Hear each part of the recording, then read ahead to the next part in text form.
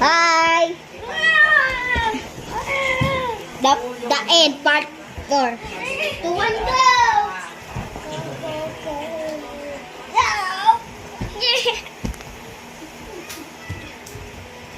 Go!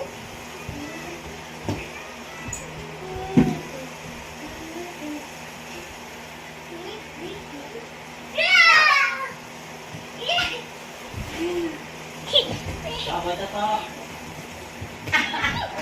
Yes. Basurahan saya. Pinay nurses in Texas Hospital were cautioned to refrain from speaking Tagalog, Bisaya while on duty to avoid miscommunication after an elderly patient panic and become hysterical when she overheard two Pinay nurses talking in sige na, die.